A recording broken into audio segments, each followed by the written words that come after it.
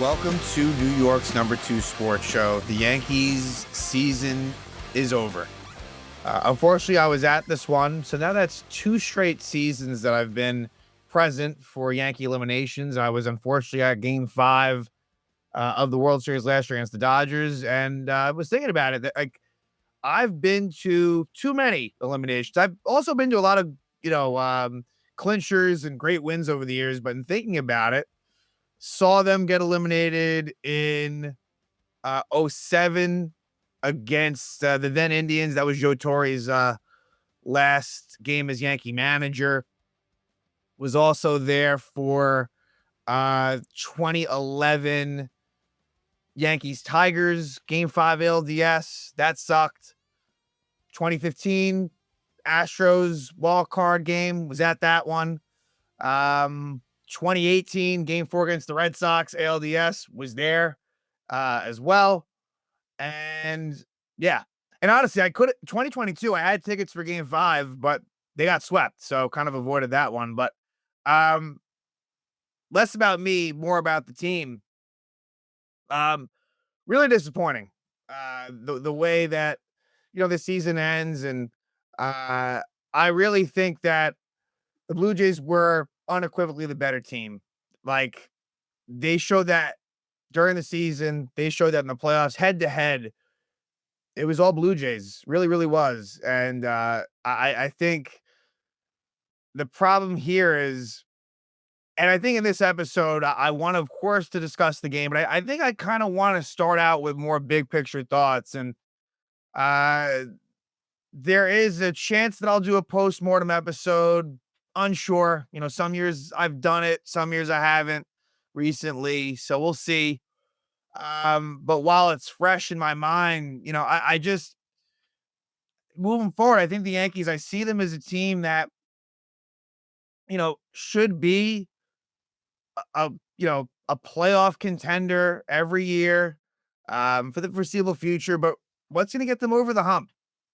That's where I have a hard time seeing it. And like, whatever they do in the offseason, I have a hard time believing that, like, whatever is done is going to be able to, fix their problems. Um, Look, they were a 94 win team and a lot of wins that they should have had that they didn't. Like, right. So it should have been better than that. And if it was, maybe the whole paradigm's different. But I don't want to focus so much on that. As much as I believe that is true, like, they fucked up to the point where it set them up for a much tougher road. End of the day, though, Blue Jays were better than the Yankees. Like, that's just what it is. And that should be disappointing to them.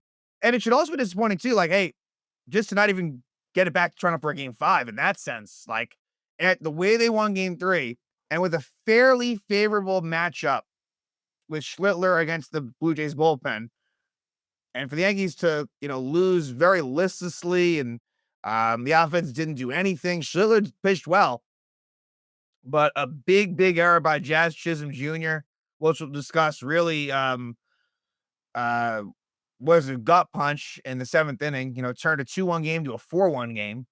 But, you know, we'll go. I want to go through some of the roster and my thoughts, but before that, it's just, you know, the Blue Jays, their style of play is how I wish the Yankees somehow were, right? And I don't. It's a different philosophical approach. Not that one is definitely right and one is definitely wrong. That's not entirely true. But the Blue Jays, like, their lineup, they're so tough to strike out. They put the ball in play, like, but they're good hitters as well. Like, they do have pop, right? I mean, they're not a home run hitting team necessarily, although they out hit homer the Yankees in the series, but they changed their style. They, you know, just what, 3-4 years ago, less than that even, like, they were a very much a home run heavy team, a sluggers type team, very right hand heavy. And they have slowly made some changes to become more balanced, and just a deeper, tougher lineup. And that served them well. Now, look, I don't know. Like, are the Blue Jays necessarily a team that will have sustained success for years and years to come? I don't know that. But it'll all be worth it if the Blue Jays win a World Series this year. And hell, why not? Like, certainly coming out of the American League is extremely reasonable. Of course, you do have, like, the potential Dodgers looming down the road. Obviously, that's difficult. But still, like, if you're a Blue Jay fan, there's absolute reason for belief. Now, in some ways, I feel like they match up very well with the Yankees. Um, and we'll see where it kind of goes from here. But yeah, like I have nothing but appreciation isn't the word I want to use, but um, they know what they're doing over there, and it's working. Let's just put it that way. Um, but yeah, like would have liked to at least got it back to game five. Not that I think that they would have won if it got there. I really don't. Would have liked to see Max Fried have a chance of redemption. We won't get that. So his season ends in a tough way with that game two blowout. But um, yeah, just the offense was shit. You know what? Let's give out some praise first. And again, I want to go more big picture before we kind of cut the game up a bit. Game four. Aaron Judge, unbelievable. Unbelievable. Like in a really, really good way.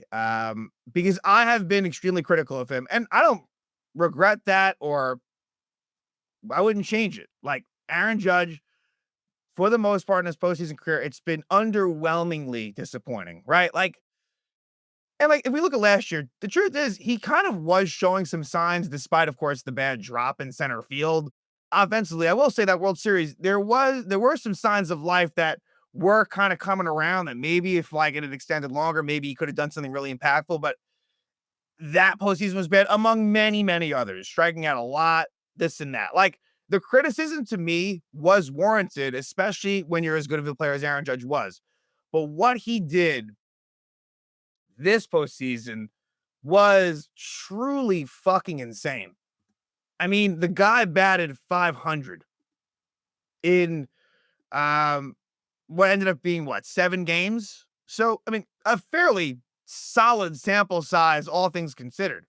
26 at bats, and that's not plate appearances, right? Plate appearances probably ended up being a lot more than that, at least 30 plate appearances, if not potentially maybe slightly more. But again, 500 batting average at 1273 OPS, 7 RBI. Like he went insane against the Blue Jays, plain and simple. And so that is one place that I want to say that's awesome for him, not for the team. And look, he kind of single handedly pushed this team to a game four with what he did in game three. So that's the first thing I want to say right out of the gate. And look, it's tough. Aaron Judge doesn't have that many more years, right? Like Aaron Judge is 33 right now, right? Like, I don't know. How many more years left does he have? Like, let's give it like good years, elite years. I don't know, 3 to 5, somewhere in that range in terms of him. This is a tough level. I mean, he's been out of his mind, Aaron Judge. And so that's the shame of it all is you really want to get this guy a World Series ring. But let's now go through the lineup. I'm going to go through it in order of what it was in this game. So that's it more than anything. Because I really have thoughts. I really, really do. And I want to say them. And some of them may be surprises, some of them may not be. Some of them you may agree with, some you don't. But hey, that's what we're here for. So Trent Grisham. Wow. What an absolutely dreadful postseason. 138 batting average, 426 OPS. He was fucking terrible. And I think with him being a free agent, he's as good as gone. And you know what? Part of it is me predicting, and part of it, I guess, is my feeling on it. But I think Trent, it was always a bit of a long shot anyway. He had a career season. He will not replicate this season. And B, too, like, man, he was so bad against lefties specifically, and there was no recourse. That was the frustrating thing. That was a major, major flaw that I kept on talking about, where because Austin Sitter never quite found it at all since his acquisition, and Dominguez was a guy that couldn't hit lefties, it put Grisham in a spot where, look, other teams, their eyes must have lit up. Hey, we're going to bring a lefty for Trent Grisham, and they have no way to go about it. But then having him be up there and just hoping that maybe he draws a walk or something. So that is a problem. Look, give Trent Grisham so much credit. What an amazing season, especially after the way last year went. Like, really, it was. Like, Grisham, he probably was one of my he was a fun player to watch this year, and loved seeing his success, but man, he sucked ass in the postseason, and I would not expect him to be back. Of course, we just talked about Judge. Cody Bellinger, man, in a lot of ways for me, he was most disappointing. We will still get to the game four. I always want to hold true on that, and there's things to discuss there as well. But I felt like didn't want to rush through that and just wanted to get these thoughts.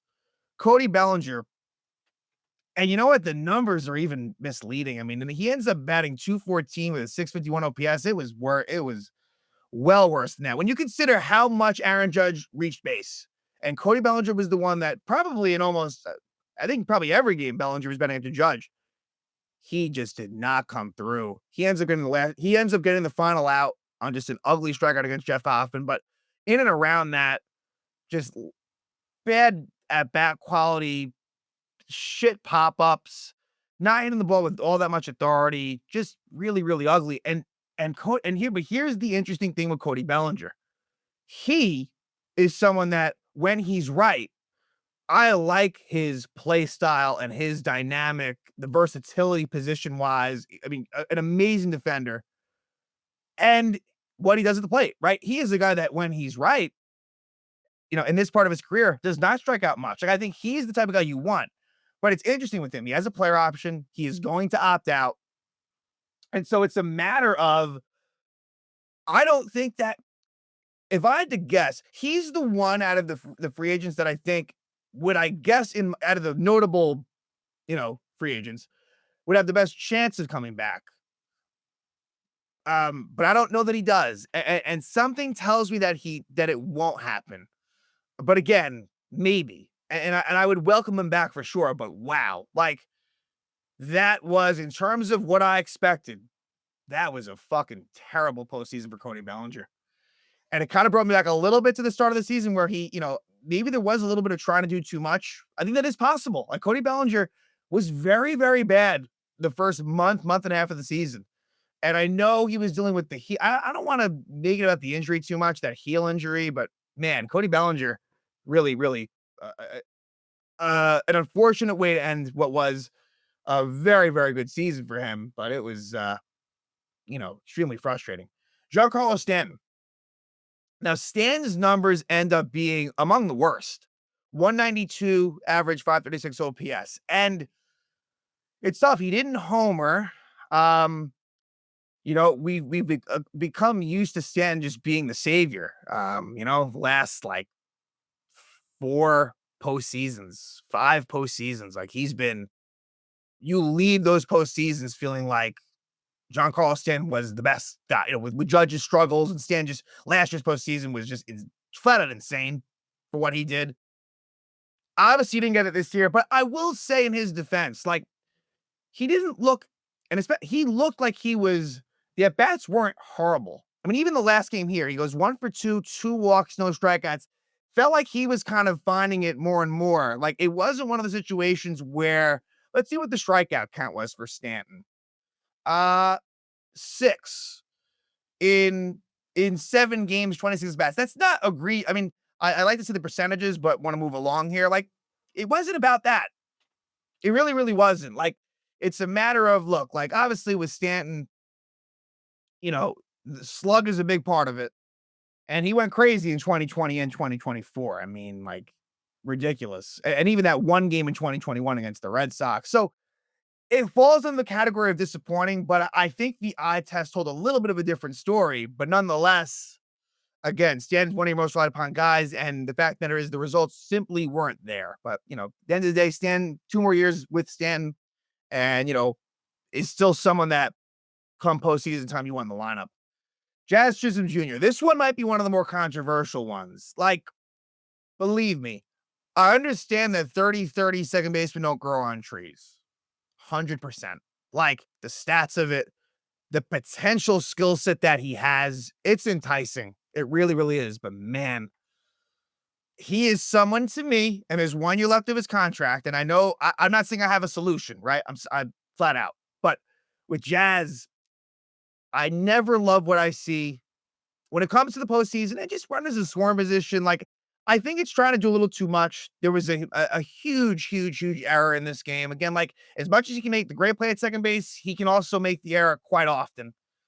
But I just wish the approach would change, but I think Jazz is who Jazz is, and he's become a very all or nothing home run hitter, which I feel like some people have to be like that. He doesn't. To me, he has the ability, if he wanted to hit the ball to all fields. It's not part of his game. And I don't know if it's a Yankee Stadium thing, but Jazz Chisholm, if you combine the last two postseasons for Jazz, 3 home runs and 3 RBIs. Yes, 3 solo home runs in 21 games. Batted 182 in both postseasons with an OPS that was below 600 both times. That's very unacceptable, and I feel it kind of flies under the radar. I like Jazz I like his personality and who he is, but man, I don't think Jazz is part of the winning equation that I'm looking for. Just saying, right? Um, he is relied upon a lot. He has been in the heart of the order for this team, more so last year than this year, but still, he's a guy that bats mostly fifth and sixth. And to me, yeah, Jazz, the cons outweigh the pros for me when it comes to just the fundamentals of it all. And again, I know there's the flash, I know there's the swag. I understand that, again, the stats speak for itself. In the regular season, I'm good with it, but I don't know if this is a guy that's really going to perform in the postseason. He'll give you the odd big homer, as we saw in game 3 here, as we saw in like last year, game 5. They ended up losing the game, but he hits a pretty big home run like in the first inning off Jack Flaherty. But yeah, those are my thoughts on Jazz. Goldschmidt, look, unfortunately for him, like he's gonna be a free agent. He'll be gone. He actually had a decent enough postseason. Wasn't involved much, but when he was in there, did all right. But look, unfortunately with him, had an amazing start to the year, really, really tailed off. Age is certainly getting to him. It sounds like he wants to continue his career. I don't think that's going to be with the Yankees. So that kind of opens up a first base spot for Ben Rice. Now, Ben Rice, his postseason, started out really good with that first home run. Wasn't great, like wasn't totally horrible, but look, really, really great year for Ben Rice overall. And we'll either see him at first or catcher. First team's more likely, but Rice, there's definitely a bright future ahead for him for sure. Really, really great campaign for Ben Rice. Moving forward, Austin Wells, look, like his stats ended up being pretty bad, and there was some frustration. We'll talk about game 3 where there was some frustrations that I had, but for Austin Wells, I think not a great season overall. But when push comes to shove, he'll probably be the starting catcher come next season. The toolkit is there for him, and he's a good enough defensive catcher, which is really probably the most surprising thing when if you knew Wells's profile drafted and going through the system. The fact that he's been as good as he's been defensively is pretty much a pleasant surprise. He was more of an offensive catcher by trade, but I think his approach this year was much worse than it was last year. So he needs to pick it up for sure. Again, I think that the eye test was maybe slightly better, and some of the clutch hitting was better than the final stats suggest. But for Wells, it was more of a negative year than a positive year. Now, Anthony Volpe. Oh my God. Anthony Volpe, who really did have a very quality Red Sox series. Man, did that go away big time in the Blue Jay series. He ends up going 1 for 15 with 11 strikeouts in the series. And I believe the stat is he has 14 strikeouts in his last 18 plate appearances. Now, Volpe's defense was really good in the playoffs and down the stretch after I think he had 19 errors during the season, but my God, Anthony Volpe cannot be like your starting shortstop moving forward. Now, I think that unfortunately there's a good chance he will start next season. I do believe that. I don't want it to be the case, but you look at this objectively, he's been fucking terrible. I mean, he finds ways to be worse than you could have ever like the bar is low for Anthony Volpe. And yet, my God, I mean, the way he's always behind on the count. He looks so lost half the time. He's swinging for the fences. It's beyond the point at this point of you can't defend it. I mean, even the biggest Volpe person can't sit there and say that this guy has been any bit good in a 3-year sample size as a hitter. Let's even take the defense and just push it to the side, right? And that's still a conversation, but still, Volpe, wow, was he fucking terrible. Um, Jason Dominguez, I think he's gonna end up having a pretty big role on next year's team, right? There's always the chance that he gets traded, but to me, with Grisham likely out, with Bellinger very much up in the air, the thing is, I think he'll get more of a full run. He really needs to improve against lefties, right? If he wants to stay a switch hitter, and he really needs to improve defensively. There's a lot of holes to his game, but he's a young kid who really shows a lot of promise as a left-handed hitter. Like, and I wouldn't want to give up on that. But, look, he didn't have a big role down the stretch here, right? Like, and so that's a couple now last year was a little bit different, but that's back-to-back postseasons where it was there for him and he didn't totally seize the opportunity. Ryan McMahon. Ryan McMahon, it's funny, like, he had a really good postseason. Like, he looked and the maybe part of it's streaky and he hit the good stretch, but McMahon homers in this game, lefty lefty, like his defense was great. Look, I'm a little bit of admittedly, I'm a sucker for like good postseason stats. That's part of the reason like Volpe had great postseason stats last year and he started out good this year. Like it may be I may be a little bit too influenced by it, but hey, like those are the clutchest moments. And Ryan McMahon, really, who a guy that really never had any real postseason experience previously, maybe very, very briefly with Colorado when he was like a rookie.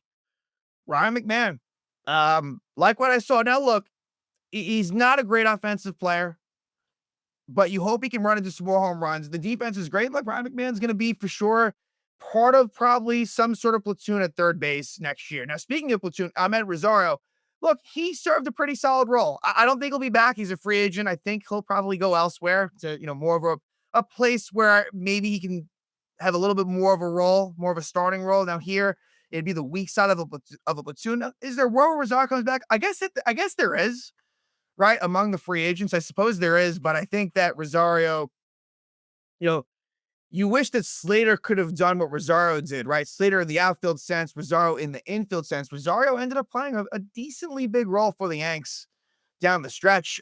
Caballero, he is under contract next year. He'll be he's a utility guy that maybe he competes with Volpe for the shortstop job. Again, that's a whole nother conversation, but Caballero showed out pretty well. And, I think he's a good person to add to the mix. And then just as far as free agents go, before we finally get to the game, um, Tim Hill, sorry, not Tim Hill.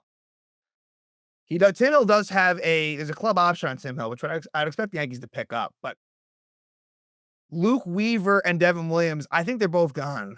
Luke Weaver is an unfortunate case where, really, really struggled down the stretch, but I think, he'll earn a solid payday. I mean, he lost a lot of money based on what he did at the end, but look, like what he did at the end of last year and the beginning of this year, Luke Weaver is going to definitely find suitors across the league. And for Devin Williams, like, and look, he did, mess up a little bit here in game 4. Williams kind of found it in the last month and was very streaky, but Devin Williams is as good as gone, right? Let's be honest. I don't think New York's for him. I don't think he really enjoyed his time much here. Just that's kind of the way it felt. And Devin Williams is likely out of here. So they're going to have to rework the bullpen for sure. That's something that there are some people in place, right? David Bednar. You hope Camilo Doval can kind of find something. There's Fernando Cruz. There's likely Tim Hill and others as well. There are some in terms of the quantity that you have some of that, but look, Weaver and Williams being gone is still pretty significant, right? To when you think about the 2025 Yankees, those were two of, before the trade deadline, those were kind of the two big guys, in the pen. So, but let's get to the game. Cam Schlittler, man, what a absolute bright spot as far as what we saw down the stretch here. And you know what? He should be proud of this outing. Now, sure, he only had 2 strikeouts, but he loses, unfortunately, a hard luck loss to go to 1-1 in the postseason. 6 1/3 innings, 8 hits, 4 runs, 2 of those earned due to the Chisholm error. No walks and 2 strikeouts. So he had no walks in either of his starts. And it shows you that Schlittler had the ability, even when he didn't have the strikeout stuff, to still find ways to get outs. And he was a fucking Chisholm fuck up away from a 7-inning 2-run performance. That close. So props to Cam Schlittler. For the Blue Jays, it was an 8-pitch bullpen game masterpiece led by John Schneider. It just simply was. Yankee lineup, they go with Goldschmidt as the starter at first.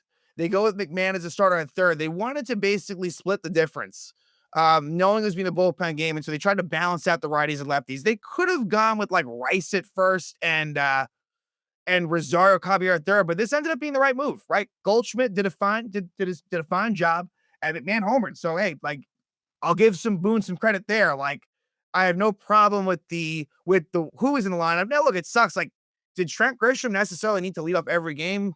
Probably not. Right? Like I think if we could do it over again, I think that that's a conversation that again Grisham had much bigger of a role than was really ideal. Anyway, let's finally discuss sort of the play-by-play here. Um, First inning, George Springer leadoff double, and then they got an out, no advance. And I just, for the life of me, and look, I know Addison Barger had a pretty good game. He really did. Some of it was a little bit fortunate for him as far as just, blooper and a play down the line, but still Barger did well. But Vlad Guerrero, and look, I know that the pitch by Schlittler was a ball. 0-2 count. It's an RBI single for Vlad Guerrero Jr. Just put him on base. If the tables were turned, John Schneider, but let's call Judge and Vlad for this exercise equivalence, right? And I understand the judges, whatever. Like Schneider would have walked Judge before you could blink. And the Yankee philosophy was to pitch to Vlad. I just completely disagree with that. That's just asinine in that situation. But you could argue, because Barger got a hit after that, you could argue that it's no harm, no foul. To be fair, even if they walk Guerrero, the end result still might be 1-0. So that makes it 1-0 Blue Jays. But Schlittler does get out of further trouble. First and third, one out. He gets Kirk to pop out and Barger to fly out. So it stays 1-0. Second inning. Second inning is where you see the first pitching change by the Blue Jays. Louis Varland started it out. Gave up a single to Judge in the first, but nothing else. And again, that's where Bellinger striking out looking like that cannot happen after Judge gets on every time. Second inning, Goldschmidt gets hit by a pitch, and they bring in Mason Fluharty, who gets a couple of strikeouts to end the second. Bottom of the third is where Ryan McMahon hits a home run. Great job by Ryan McMahon. Fell back. He actually started out with a bunt attempt on the first pitch. What do you know, on pitch 6, home run, lefty. Again, props to Ryan McMahon. Ties it up at 1. Grisham then strikes out looking. To be fair to Trent Grisham, and he was squeezed a little bit. This was, a fairly quality at bat for Trent Grisham. It's a lefty, but still ends up with him striking out looking. They bring on Seranthony Dominguez. He finishes out the third. Fourth inning, Schlittler gives up a leadoff double, but is able to get out of it. Good job by Cam there. Bottom of the fourth, leadoff walk stand, and then Jazz Chisholm Jr. grounds out. With his speed, that sucks. Jazz was someone who truly was one of the big negatives in this game. Just no way around it, right? And there were many of them, but Jazz, that's a big one right there, right? It's still a 1-1 game. Stand leadoff walk, maybe, the Yankees could have taken a lead, but it didn't happen there. Top of the fifth is where the Blue Jays retake their lead. Ernie Clement, who is a fucking thorn in the Yankees side, leadoff single. Ernie Clement in this game goes 2 for 3, ends up with a 643 batting average and a 1554 OPS in this series. Just ridiculous for Ernie Clement. And then Andres Jimenez gets a single on a ball that maybe Schlittler could have gone for, possibly, and he let it go. And, it wasn't hit overly hard, but it finds the hole, first and third, no out. And then George Springer's sac fly makes it 2-1, but no more damage. And now Eric Lauer, the lefty, comes in the fifth. It's an easy fifth for Lauer, which was frustrating because Lauer was someone that I felt maybe the Yankees could have done something against, and that was not the case. They didn't. Bottom of the sixth, you get a 1-out intentional walk to Judge. Again, it just shows you, it's a 2-1 game. You don't see things like that, but they were so concerned about Judge that they said, hey, we're going to put you on, and we're going to go after Cody Bellinger. And that philosophy worked. Bellinger lines out to left. They bring on the righty, Yariel Rodriguez. He walks in, and then the first chance of runners in scoring position in the game comes in the sixth. Jazz Chisholm Jr. grounds out, rolls it over to second. To me, that's such a typical Jazz outcome. And so now the Yankees are still down 2-1, and the seventh inning is where it really, really, really unravels. A 1-out single for, you guessed it, Ernie Clement. And then Cam Schlittler, who's still in the game. And you kind of knew that Schlittler, whose pitch count was extremely efficient, like pitch count was never a problem for him, but you knew that his night was nearing the end. It just was. And the saddest thing is that Cam almost went 7 innings. It is a ball that is hit towards Jazz Chisholm Jr. Hit pretty hard by Jimenez, but to the chest area of Jazz. and he's unable to come up with it. It's an error. He boots it, goes to the outfield, becomes first and third, one out. And so in that moment right there, that was a bad. I mean, the stadium, it wasn't feeling good at all. And Cam Schlittler's night is over. Bad error by Chisholm Jr. Devin Williams comes on. He strikes out George Springer. He takes care of the first part of business. Jimenez does still second on the play. So it's second and third, two out. Nathan Lucas. And this is where, and Nathan Lucas, it feels like he's done this all year. I mean, you have Vlad on deck, so it's a tough spot, right? Like, but I didn't feel great about the Williams-Lucas matchup. Williams is more of a guy that has more effectiveness versus righties. And Nathan Lucas, like, just maybe more so paying attention to like that Rays series down the stretch and, more things late in the season. But Lucas is a guy, just games against the Yankees, like, he delivers a 2-run single. And so that Jazz era comes back to bite them in a major way. And what felt like maybe an escape by Devin Williams ends up not being that at all. 4-1 Blue Jays. We go to the bottom of the seventh. Now, at this point, the lefty Brendan Little comes on, Goldschmidt leadoff walk, and then Wells does fly out, and it was hit pretty well. I'll say that. And then Anthony Volpe strikes out, and that's where the boos were. And you knew it was coming right away. He was booed. And it's a fitting way for Volpe's, because that was his last at bat. That was a fitting way for Volpe's season to end, because that boos were a major part of what it was for Anthony Volpe this year. Terrible at bat. I'm not even going to get into the possibility of pinch hitting. I'm just not, it's a little too convoluted, but I understand that you would have ideally not had him up in that situation. Anyway, Rosario pinch hits for McMahon in a situation against lefty, and Rosario gets the pinch hit single. So now Trent Grisham's the tying run, and this is the fucking problem. He cannot be up there in that situation, but there's really no great alternative. Tying run, Trent Grisham pops out. It's a fucking shame. So it stays 4-1. To the eighth inning we go, and I would actually say that maybe one of my biggest issues with Aaron Boone in this game is he goes to Camilo Doval in the eighth. In that situation, just go to Bednar. Don't fuck around. Like, your season's about to be over. It's okay to get desperate there and just put Bednar on a spot where, hey, let's just go Bednar for the eighth and ninth and just live to kind of try to fight another day. They go Doval, and it's a leadoff double for Kirk. Varsho flies out to move Kirk over to third. And then Miles Straw on a note, Miles Straw, who came in for fucking defense. And look, Straw did not hit this ball hard at all. But it's an 0-2 pitch that got too much plate, and Straw is able to make contact and get an RBI single. Again, wish that Bednar had been in there. It's 5-1 Blue Jays. Bednar eventually comes in and finishes out the inning. Bottom of the eighth we go. Braden Fisher comes on, the righty. And Aaron Judge gets kind of screwed here. 2-0 pitch that was way outside that gets called a strike. Kind of changes the at-bat, and Judge does strike out. Then, of course, what does Cody Bellinger do? Oh, right, he pops out, because of course. But the Yankees get a 2-out rally. Giancarlo Stanton single. Jazz Chisholm Jr. walk. And then the Yankees pinch hit Ben Rice, for Goldschmidt, which made sense. And the Blue Jays bring on their closer, Jeff Hoffman, for a 4-out save. Ben Rice works a walk. And so now Austin Wells is up. And I can see both sides of it as far as maybe trying to ambush Jeff Hoffman. But after he just walked Rice, I wouldn't have hated maybe just taking a pitch. I understand that it would have sucked if it was right down the middle. A strike is thrown to Wells, not one that is down the middle. And Wells tries to take it the other way, and he flies out. It just sucked, knowing that Wells was the tying run and the stadium's starting to get a little bit into it. And just like that, just a lazy fly to left. That sucks. Bednar pitches a scoreless ninth. Again, David Bednar, he will be the closer next season for the Yanks. Bottom of the ninth comes on, and Jason Dominguez pinch hits for Anthony Volpe. And what a great, glad that Volpe got pinch hit for finally. What a great job by Jason Dominguez. He doubles to start the inning. Like, Jason Dominguez had not played in weeks, and that's not easy to do. And he doubles off of Hoffman. Then, unfortunately, Rosario's up, and that's not what you want against I know Rosario doubled the night before, but you don't really want him up in that situation. He flies out to left. So now it's run around second, 1 out. Trent Grisham's up, grounds out to first. A nice play by Vlad Guerrero to get Grisham. Run around third, 2 out, and Aaron Judge says, I will not be the last out of the season, because Judge really was a man on a mission. And he gets an RBI single off of the left field wall, actually scalded to make it 5-2.